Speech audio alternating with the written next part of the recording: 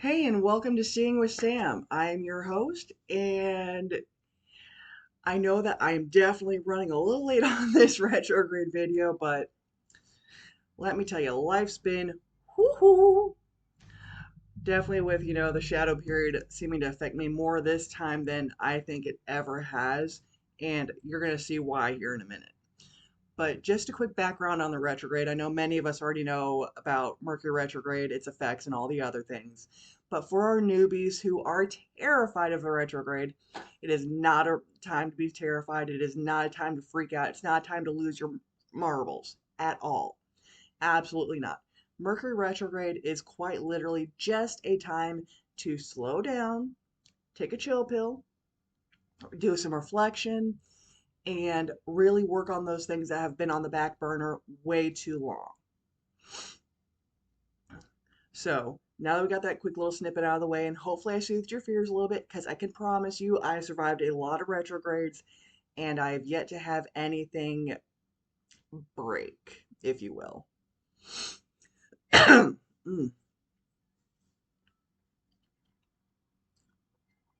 sorry, had a frog stuck in my throat there for a second, but anyway, fast forward. So retrograde goes full blown tomorrow, December 13th, until January 1st. So, yes, we are going to be going through all of our winter holidays in retrograde. And again, sorry, backtracking just a little bit here. For our newbies, the shadow period is 2 weeks before retrograde and 2 weeks after. So, even after the first, we're still looking at 2 weeks worth of shadow period. And the shadow period is more or less kind of like your little transition, light, touchy, kind of hurty, painful retrograde feels, but not your full blown in your face feels. But this retrograde actually goes through two signs this time. It starts in Capricorn, where it's actually at right now, until December 23rd, in which case it actually moves again because we're retrograde, which means we're moving backward. It actually moves into Sagittarius and goes and stays in Sagittarius until January 1st.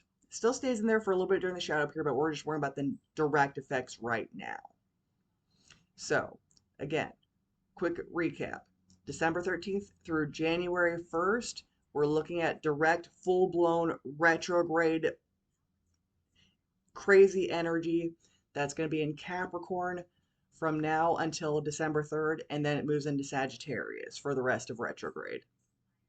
Now, some things to remember because remember, the flavor of the sign does affect the planet's energy. In this case, we're looking at the workaholic Capricorn. So, during that time, I would definitely recommend you focus on career based stuff. Think about some career based goals that you have been wanting to kind of get a little bit of a plan on, or career goals that you've had on the back burner forever, and you're like, you know what? It's finally time to start making a plan to make those goals happen. And another thing to think about is tie up some loose ends on your career field. If there's a project that you've been meaning to finish, now's the time to do it. If there is a contact that you've been kind of pushing back and pushing back and pushing back on collaborating with, make some plans to get that rolling. But definitely anything that's been on the back burner too long in your career base area of your life during from now to December 23rd, with retrograde being a Capricorn, I would focus on reflecting where you've been wanting to go, how you've been getting there, and see if there's any tweaking that needs done. Now, when we get to the 23rd and we go into Sagittarius, get ready for some itchy feet because you're going to feel restless. You're going to feel the need to travel. You're going to feel the need to learn things. But definitely think about using that time to not be impulsive on any level. Definitely try to curb that impulsive energy to just do, because that's a problem with Sagittarius energy. There is no planning. There is just do, do, do. I'm a Sun Sag, so got a little bit of a experience with that one. And let me tell you, it does bite me in the butt on occasion with and without retrograde. But definitely across the board for this retrograde, use it as a time to focus on your balancing your work needs versus your wants. Try and find that balance between the wants and the needs in both your work and your personal life, because it does get a little tempting to just say, you know what, screw it all. I'm going to do what I want, especially with these crazy pull apart energies of the Capricorn and Sag working its way through the retrograde. And also, please note that I said that this retrograde is going to go all the way through to the new year. So, if I can give a nice little suggestion, if you're able to make only light New Year's resolutions this time, because the energy of the retrograde is going to mess with your brain, guys. It's going to make you think a little wonky donkey. If I can make a suggestion, on January 11th, the full moon's going to be in Capricorn. Use that time, because not only will you have the full moon energy, will be almost completely out of the shadow period, which will make the effects a lot easier. But remember, I said Capricorn is your workaholic sign. So if I can make that suggestion of January 11th, full moon, make your resolutions then and know that they are good, solid, and ready to go plans on January 11th, please take that advice. I know that I'll be making some light resolutions, but I'm not going to be doing anything full blown and solid until after the retrograde, when I know that my mind is not, wow. Yes, that was necessary, because let's face it, there is no word for that. But some signs that are definitely going to be heavily affected during this time are, unfortunately, because of retrograde. Now, keep in mind, this is your sun, your rising, or your moon sign. Your top three are your core parts of your personality, all right? So if your rising, moon, or sun sign are in Capricorn or Sagittarius, you're going to get slapped a little harder than all the other guys with this stuff. And if you're not sure on what those signs do, your sun sign is more or less your starter part of yourself. It's kind of like the foundation of your personality. Your moon sign is how you process your emotions and the world around you. And your rising sign is the face you show the world. So if your sun, moon, or rising sign are in Capricorn or Sagittarius, I'm right there with you. And it doesn't help that I've also got like 9 points of my chart in Capricorn. So I'm going to be feeling all these effects with you guys, and also cuddling my blanket a lot harder at the end of my days, just like the rest of you. So don't worry, you're definitely not alone in this. And if you're not sure on what your signs are, feel free to get a hold of me. I do offer very comprehensive, full blown broken down birth charts for only $15 for a PDF copy. But some things that we definitely need to also touch on is what our Sagittarius and Capricorn moon, sun, or rising signs are going to be dealing with the most. And for our Capricorns, retrospection is going to be difficult for you to do, because your energy is getting all twisty twist. All right? So I get it. You're going to be wanting to do that retrospection. You're going to want to do all of the things that help you see yourself more clearly, but it's going to be tricky. All right? And some things that are going to help you out with this is some mental clarity stones, aquamarine, amethyst, what's lapis lazuli. All those are great mental clarity stones. And if you are more of a chakra person, you definitely want to work on your third eye and your crown chakras, okay? Because your intuition is definitely going to need some balancing, and your crown chakra. That's how you get your messages from your spirit guides, the universe. Those things are always going to be your most amazing asset for ensuring that you are looking at yourself as clearly as possible. And also, definitely try to make sure that you are giving yourself an honest evaluation, not the harsh, in your face, beating yourself up type evaluation. I know that kind of goes into the introspection and the retrospection, but it's one of those things that I always like to make sure that we definitely touch on just because we are our own worst enemy. It's a fact. People are their own worst enemy.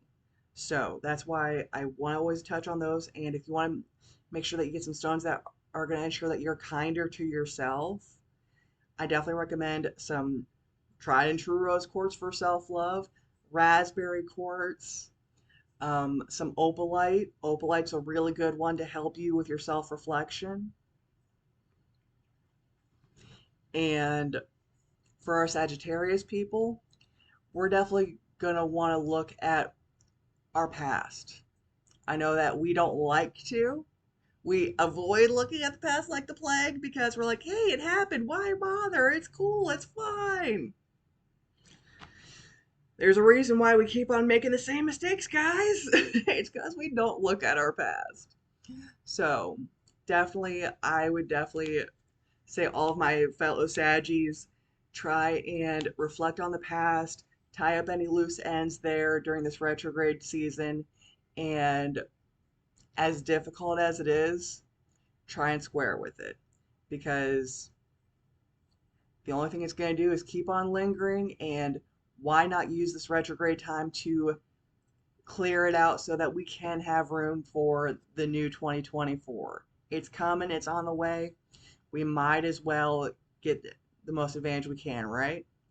Now, some things that are going to help us look at the past. These aren't very common stones, but silver sheen obsidian is an excellent stone for this. And I do have a little bit of that. If you want to get a hold of me, feel free to send a message or leave something in the comments, and we'll definitely talk about how to get that to you. If you're in the local Stark County area, definitely hit me up at Ohio Hippies or even on Facebook on Seeing with Sam. And again, we'll get you hooked up. It's one of the best ones I know to look at yourself clearly and look at your past without any real issues. Another good one to look at your past with is labradorite. Labradorite is not only a great stone for kind of leveling out your energies and looking at the past, but it actually vibrates really, really hard with Sagittarius to bring out the best in ourselves. So definitely some stones that if you don't already have, you might want to get even just a small piece of to kind of keep around with you. And always make sure you're cleansing. I recommend selenite, but if you don't have any selenite for physical item energy cleansing, then quick and dirty regular table salt. You don't need special table salt. But keep in mind, I said quick and dirty clean. Think of table salt as whenever you're cooking and you just use a quick wet cloth or something to clean up your spaghetti sauce. Selenite is when you're busting out the big guns with your bleach and your Clorox. All right? One's going to take off most of the nasty junk. The other one's going to make sure there ain't nothing left. Sage, and I always recommend that more for environments than items, but you do you. Now, another thing that I wanted to touch on before we get off of here is I've been seeing a lot of people wanting to use the 1212 portal.